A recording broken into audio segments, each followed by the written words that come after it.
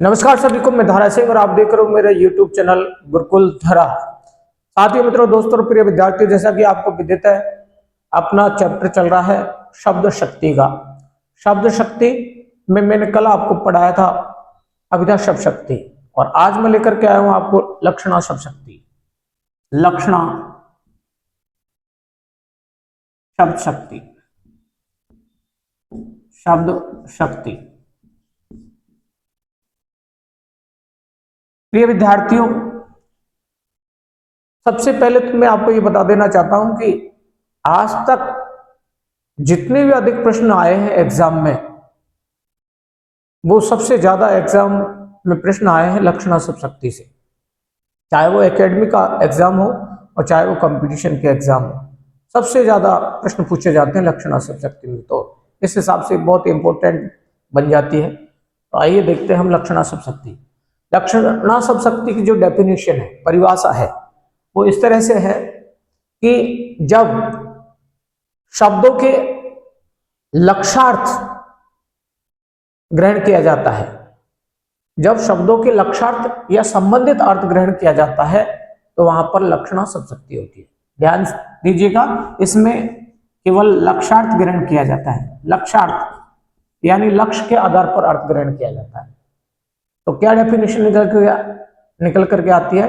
जब शब्दों के लक्षार्थ या संबंधित अर्थ को ग्रहण किया जाता है, तो वहां लक्षणा शब्द शक्ति होती है। इसका उदाहरण से हम और क्लियर करते हैं इसको। देखिए, लक्षणा जो शब्द शक्ति है, तो लक्षणा शब्द शक्ति की देखते हैं इसमें पहले भेद, फिर हम बारी बारी से उदाहरण देखेंगे। लक्षणा शब्द शक्ति के दोस्तों, इसके जो भेद है, तो एकेडमिक स्तर पर तो दो भेद बताए विद्वानों ने। दो भेदों से काम चल जाता है एकेडमिक स्तर यानी कि स्कूल स्तर तक। तो देखिए, इसमें जो लक्षणा शब्द शक्ति का भेद है वो है कि रूढ़ा लक्षणा, रूढ़ा लक्षणा, रूढ़ा लक्षणा शब्द शक्ति। और दूसरा जो इसका भेद है वो है प्रयोजनवती लक्षणा, प्रयोजनवती लक्षणा।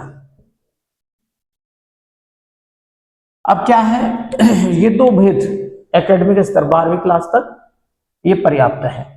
रूढ़ा लक्षणा, अब देखिए, जैसे कि मैंने अभिधान बताया था, रूढ़ शब्द आया था, उसमें रूढ़ शब्द उपयोग में लिया जाता है। तो रूढ़ शब्द का मतलब ही क्या होता है? चलन, या फिर क्या है? प्रचलन,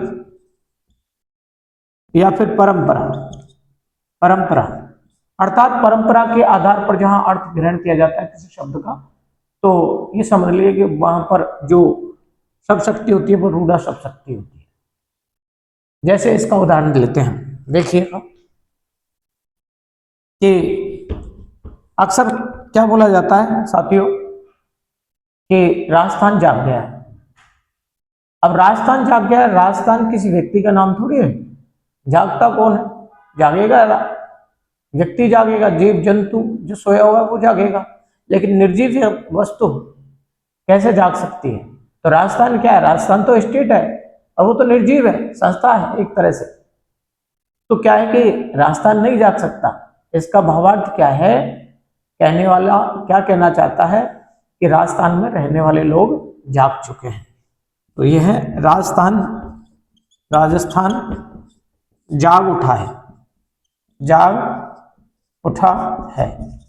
समझ गए इसका? दूसरा उदाहरण देखते हैं हम। जैसे इसी तरह से कोई एक है पंजाब, पंजाब वीर है, वीर है। अब पंजाब वीर कैसे हो सकता है? वही पंजाब जो है राजस्थान की तरह वो स्टेट है, तो पंजाब नहीं जाग सकता, पंजाब नहीं जाग सकता। अर्थात कहने का तात्पर्य क्या है? कहने वाला ये कहना चाहता है कि पंजाब में रहने वाले जो लोग हैं वो वीर हैं, वो बहादुर है।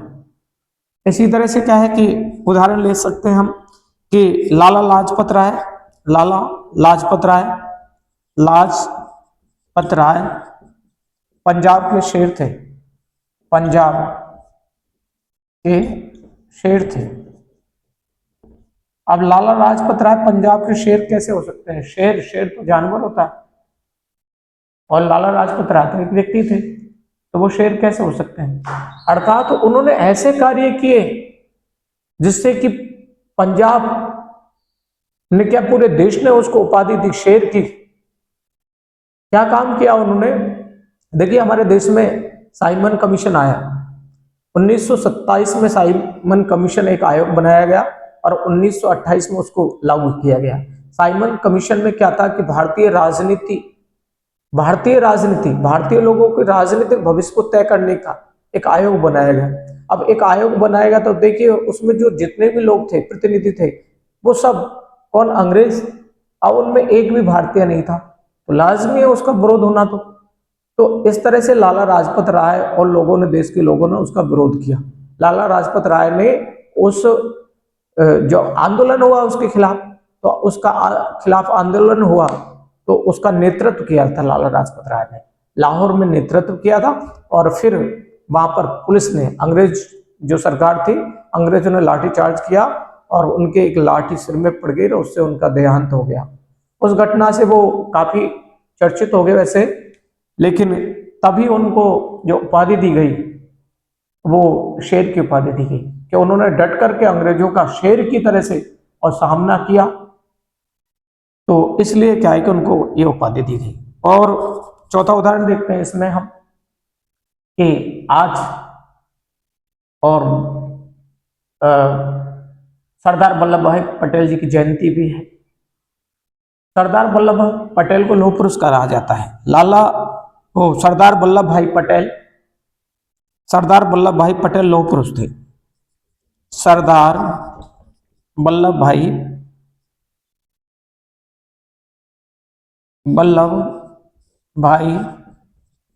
पटेल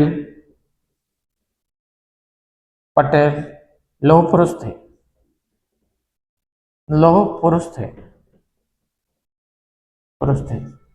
इसका मतलब क्या है? लोहा। सरदार वल्लभ भाई पटेल कोई लोहा थोड़ी थे। इसका कहने का तात्पर्य है कि सरदार वल्लभ भाई पटेल जो है लोहे की तरह दृढ़ विचारों के थे, मजबूत विचारों के थे। कैसे? तो इनसे संबंधित भी बात सुनिएगा। देखिए 1947 से पहले हमारे देश में 565 रियासतें थी, देशी रियासत, और सरदार वल्लभ भाई पटेल के प्रयासों से 565 रियासतें जो थी अलग अलग थी।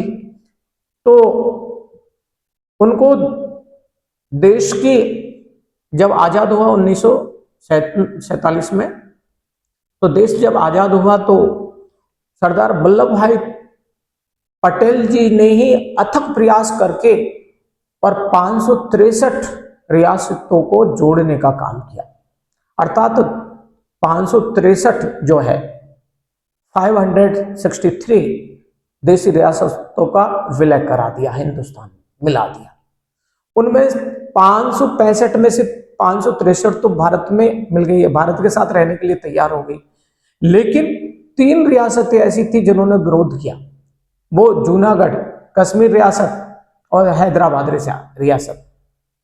तो तीनों ने विरोध किया, लेकिन वो लगे रहे प्रयास में। कौन? सरदार वल्लभ भाई पटेल, देश को जोड़ने में, एकता के सूत्र में। और उनके अथक प्रयास से अंततः वो 3 रियासत जो वो नहीं मान रहे थे कि हम भारत के साथ में नहीं रहना चाहते, जूनागढ़, कश्मीर और हैदराबाद रियासत, अंततः क्या तीनों को भी विलय करने में सक्षम रहे सरदार वल्लभ भाई पटेल जी। यानी सारी रियासतों का विलय कराया, एकीकरण कराया। इस आधार पर कह सकते हैं कि भारत की एकता और अखंडता को अक्षुण्ण बनाए रखने में सबसे बड़ा कोई किसी का योगदान है तो वो सरदार वल्लभ भाई पटेल जी का है। आज उनका जो है एकता दिवस के रूप में जयंती भी है, हम उनको जो है श्रद्धांजलि अर्पित करते हैं। मेरी तरफ से बहुत बहुत उनके लिए धन्यवाद कि उनके अथक प्रयास से भारत देश एकता के सूत्र में बंध पाया।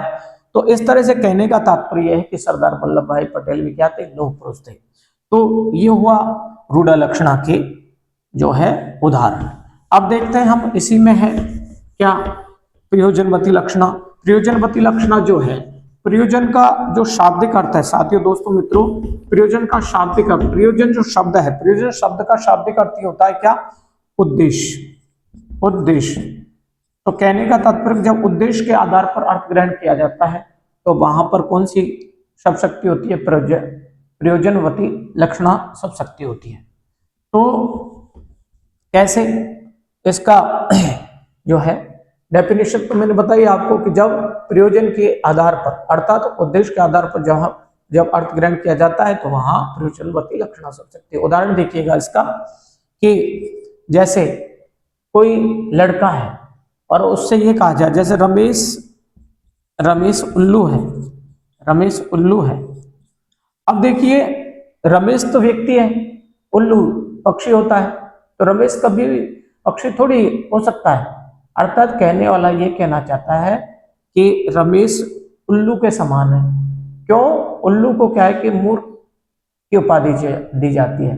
अब उस व्यक्ति में, रमेश नाम के व्यक्ति में उल्लू की तरह उसकी एक्टिविटीज है, क्रियाकलाप है, आदत है, तो उसको उल्लू की संज्ञा से नवाजा जा सकता है। अर्थात कहने वाला उल्लू के जैसा बताता है, उसको मूर्ख बता रहा है यहाँ पे। तो ये जो है प्रयोजनवती यानी उद्देश्य, उसको उल्लू के जैसा यानी मूर्ख बताना है। दूसरा उदाहरण है जैसे कोई दूसरा व्यक्ति ले हम कि जैसे दिनेश है, दिनेश गधा है, गधा है। अब देखिए दिनेश तो व्यक्ति है, गधा जानवर होता है, तो दिनेश कभी भी जानवर थोड़ी हो सकता है। अर्थात ये कहने वाला का ये उद्देश्य है कि दिनेश नाम का जो व्यक्ति या लड़का है वो गधा जैसा है, उसकी एक्टिविटीज, क्रियाकलाप, उसकी जो आदतें हैं वो गधा की तरह अर्थात मूर्ख व्यक्ति की तरह है, इसलिए उसको गधा की संज्ञा से नवाजा गया है यहाँ पर। तो अतः हम कह सकते हैं इसमें भी प्रयोजनवती लक्षणा शब्द शक्ति है।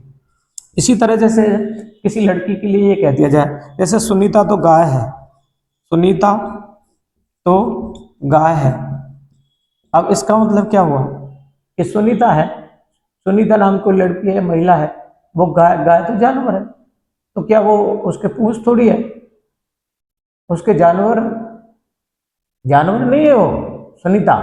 यहाँ कहना चाहता है कि सुनीता जो है, सुनीता गाय। अब गाय को भारतीय संस्कृति में बहुत सरलता का प्रतीक माना जाता है, सीधेपन का प्रतीक माना जाता है। तो कहने का तात्पर्य है कि सुनीता नाम की जो महिला है, वो लड़की है, वो गाय की तरह सीधी है, सरल है, सुबोध है।